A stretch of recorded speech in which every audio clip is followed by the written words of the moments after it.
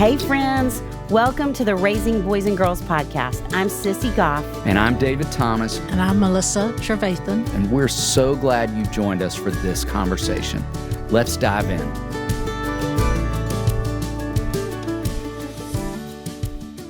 Well, hey there, Sissy Goff. Well, hey, David Thomas. I'm so happy we're traveling through the social milestone. Me too. I've had multiple moments in my office recently that have been reminders of why it feels so important that we talk about these.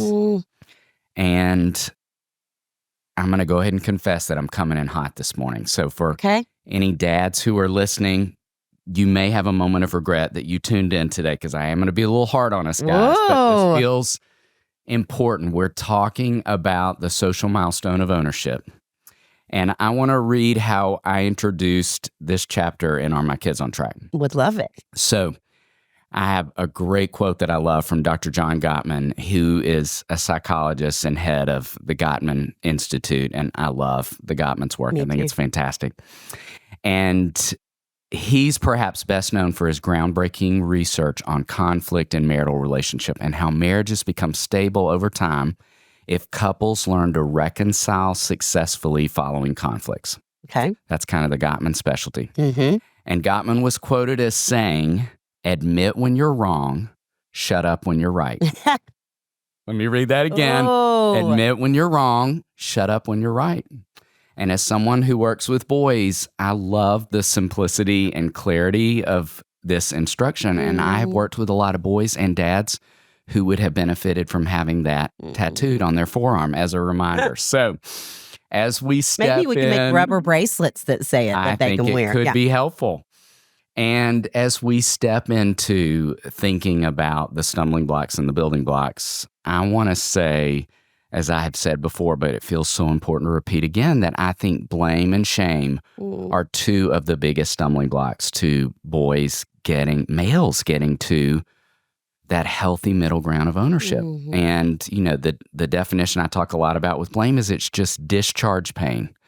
And shame is nothing more than self-contempt or self-sabotage. Neither move kids toward restoration or reconciliation or this important milestone of ownership. And, you know, I've laughed, and it's important that we go all the way back to the very beginning in the garden when God confronted Adam, and it's like, did you eat the fruit? What was his response?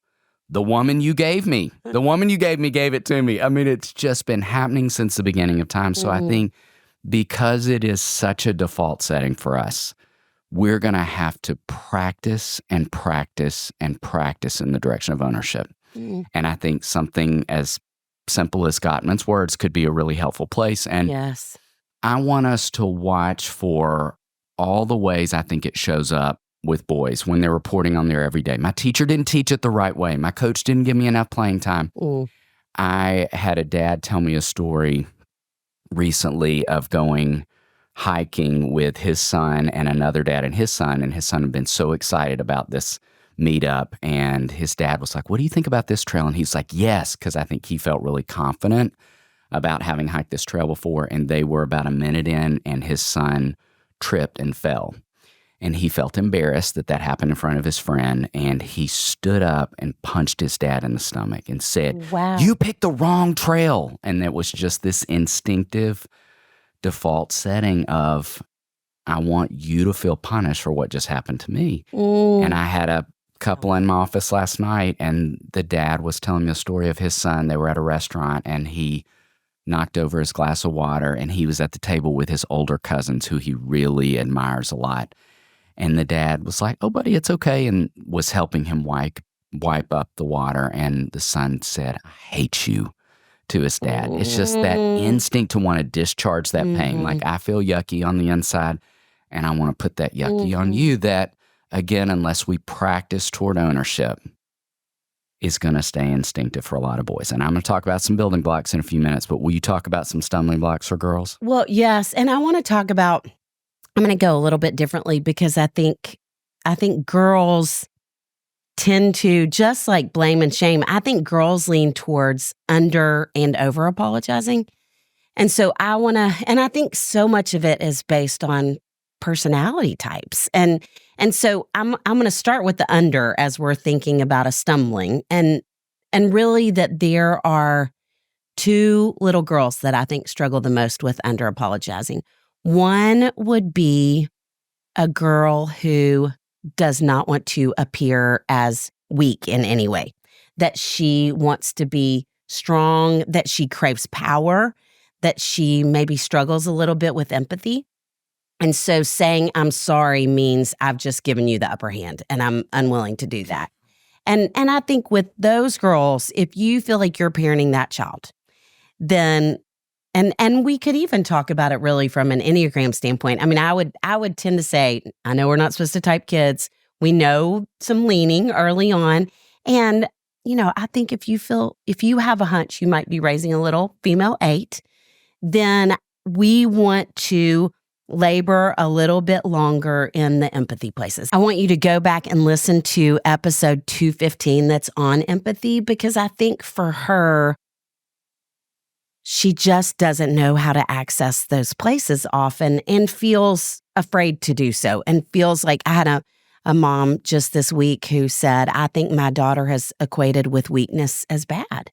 And so we have been talking about learning and developing muscles and that we're all figuring it out. She said she'll even get really angry with herself if she can't do a fine motor skills task in this week. This mom was so kind. And she said, and I'll say, honey, how long have you had those hands? She'll say, well, I'm 7. Right. 7 years. So you don't know as much how to do that yet. I've had mine for 45.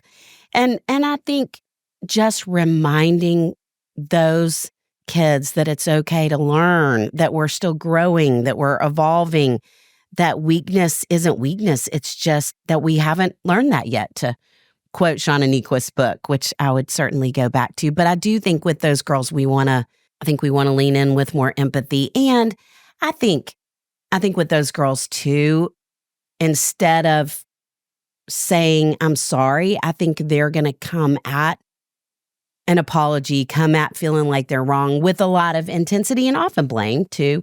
And so even to when they say, I'm sorry, when we're trying to get them to say it, to say, hey, let's take a deep breath and try to do that again differently. I think with that child, they're going to have more intensity often when they feel like they failed. And when we match their intensity with intensity, they're only going to get stronger and more defensive. And so to try to suck the emotion out of the room, I think can be really helpful.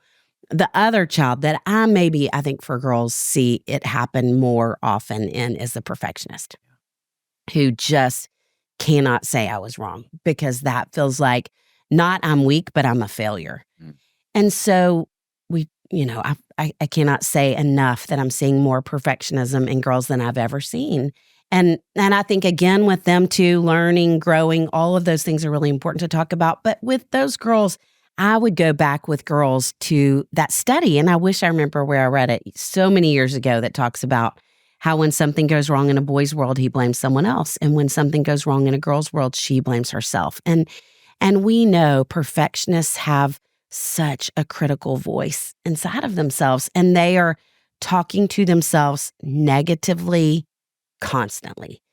And so with those girls, I still think it's great for kids to learn to apologize. And even though she's going to really struggle, that she needs to have to say she's sorry.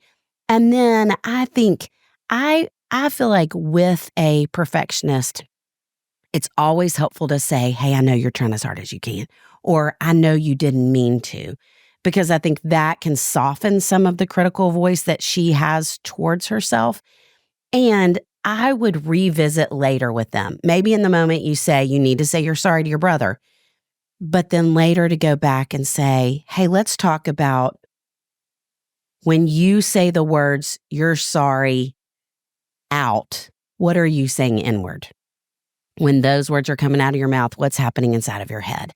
Because I think the earlier we can work on that with them, the better to soften that voice. And all those things that I feel like are so important that I want to go back to over and over with every perfectionist. I want you as a parent to be talking about when you fail in front of them. I want you to hear you say that at the dinner table.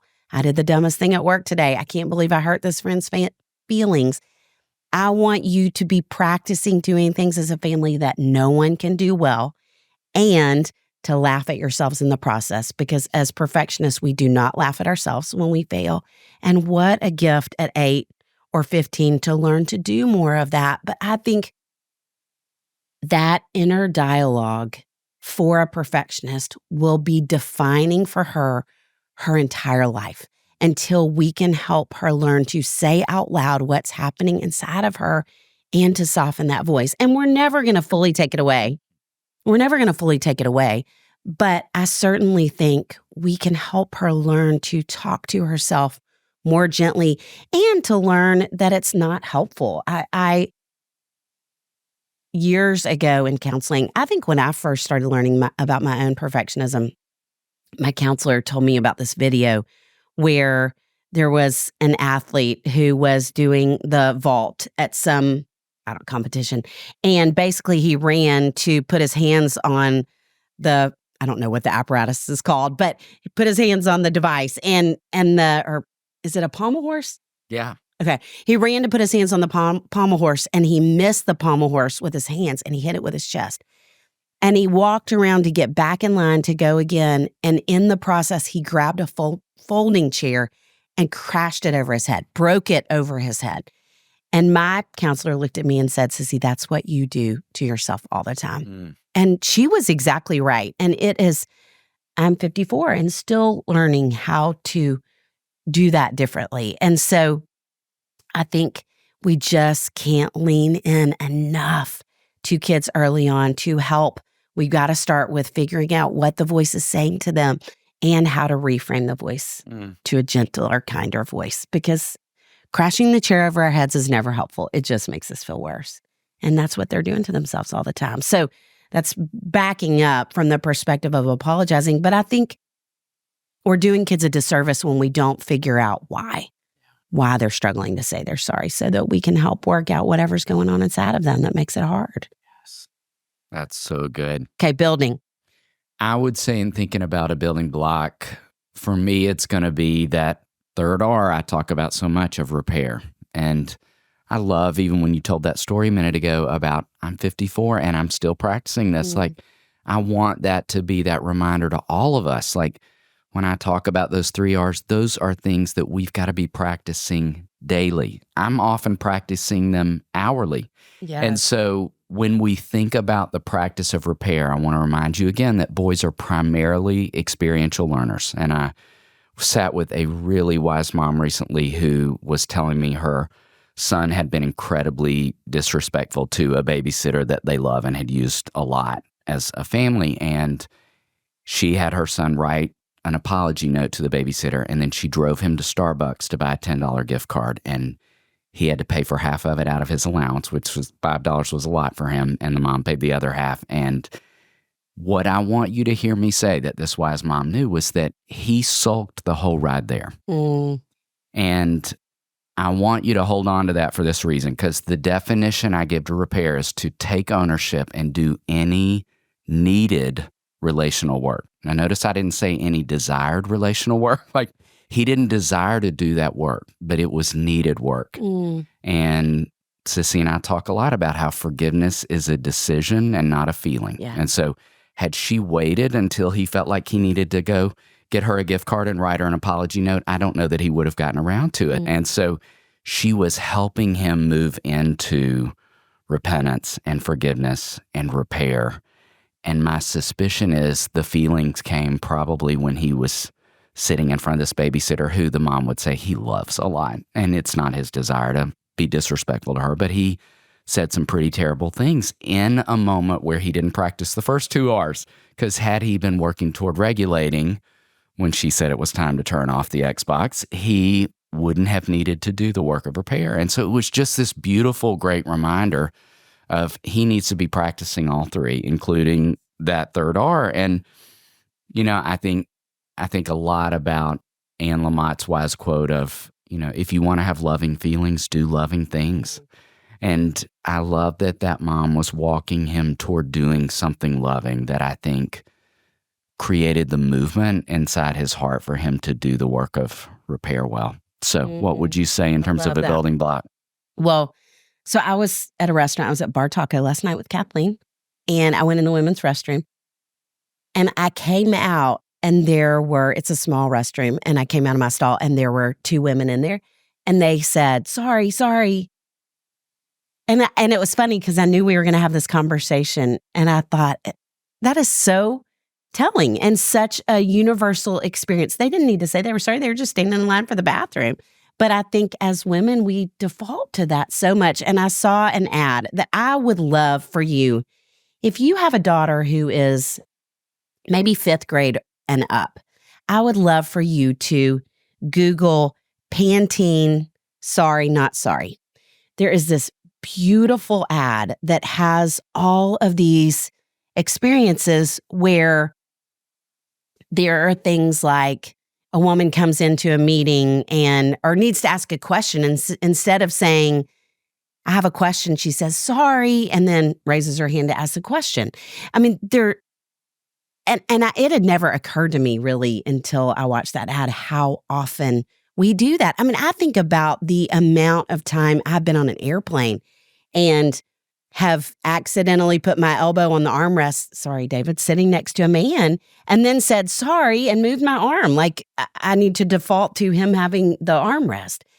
But I think we just do that. It's so easy to feel like we're taking up too much space, and it starts so early for girls. And when we were writing the book, I came across these studies that were fascinating to me, where there's a study in 2010 in psychological science that found that women apologize more in their daily lives than men. In their first study, they analyzed the number of self-reported offenses and apologies of 66 subjects over a 12-day period.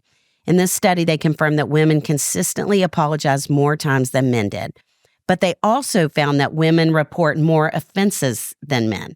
And the article went on to say, so the issue is not female over-apology. Instead, there may be a gender difference in what is considered offensive in the first place.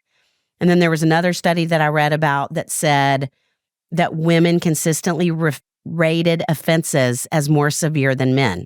Turns out that men are just as likely as women to apologize for a given offense, but their threshold for thinking they have committed an offense is higher. So, there are so many studies like this. And so if you have a daughter who's an over-apologizer, 2 things. One is, I think it could be great to just stop and pause for a minute and say, hey, is there another way you'd want to say that?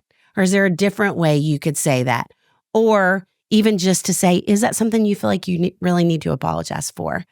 So that's one thing. And the other thing is, as a very specific caveat, if you have a child who's over apologizing, I want you to be aware that sometimes that's a tip-off for anxiety. Because one of the ways we see those looping thoughts show up often is kids who feel like they have to over-apologize, over-confess.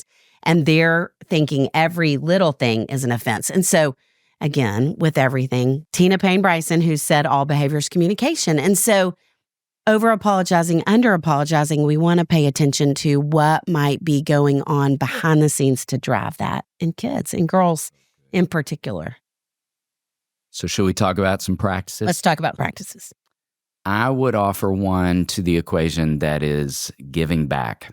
And I think this could happen in the daily with siblings who have a lot of conflict. And let's stay with boys who struggle to take ownership. I think it's helpful when they might take over one of their siblings' chores or responsibilities as a way of giving back if they took from them through harsh words or being rude or disrespectful. I think it's great when boys have to give back to their moms Yes. when they've been rude or disrespectful at different points. And again, because they're experiential learners, the going through the motions of folding some laundry that might have been their mom's responsibility, some chore that comes off her to-do list would be a great practice.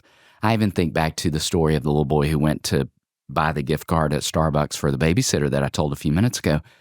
I said to this mom, do you realize you hit the first 3 social milestones in just that act? Like Wow. him going in to buy that gift card, he got to practice awareness and reciprocity, and he was right smack dab in the middle of ownership. And that whole exchange took probably no longer than 2 to 3 minutes. And so just knowing that there's so much opportunity when kids go through the motions themselves, as opposed to this mom just picked up that Starbucks gift card on her way home or running some errands. So what practice would you recommend? Well, I would say, and I think this is happening to a lesser degree in a lot of aspects of life anymore, but that whole idea of there are two sides to every street. And thinking, we talk so much about how we all have those things like my mom always said, and that most of what your mom was very intentional, but I think most of us, our mom always said means whatever her reaction was in the moment that came out of where she was at the time. But we are living in such an intentional age that I think we could answer that. You could have things that you intentionally, your kids say, my mom always said. And I think it would be great if one of those was, there are two sides to every street. And I will never forget a girl that I saw for a long time who might have leaned towards our under-apologizing, wanting a lot of power personality. And pretty much anytime she talked to me about a friendship, she was the one offended. That somebody had hurt her. She didn't see a lot of her side. And she said to me, I mean, I can still picture us sitting in the office as a junior in high school. She said something, and it was the first time I ever heard her take ownership for her part in a friendship. And I said something gently to that effect. And she said, you know, every time I have come home and talked to my mom about a problem I was having with a friend, my mom would listen, and then she would say, what's your part in it? And I said, how did you feel along the way when your mom did that? And she said, annoyed, really annoyed. And then she paused for a minute and she said, and now I think I'm glad. Mm. And you all, if we start there, if we start with, tell me what your side of the street is, they're going to feel like we don't hear them. And I definitely have had my share of kids who say, my mom always said I had a part in it, and they're angry with you because of it, but that's okay. And so I think the more we can start with a lot of empathy ourselves, hear them, hear their perspective, even do that silly marriage counseling 101. It sounds like you feel really hurt. That blank happened where they know we've heard them. And then we gently say, do you think you could have had a part in it? Or what part could you have played in that?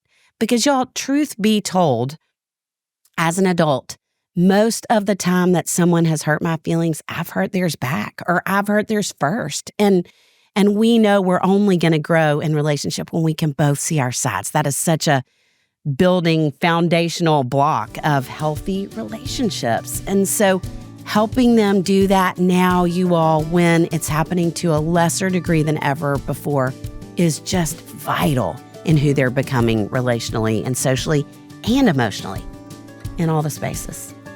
I'm just so grateful we're talking about these things. Me too. I love this season. David, what a team we have that we get to call friends who help make this podcast possible. Amanda Young, our operations manager. Chris Starrett, our engineer. Our management team at H Squared.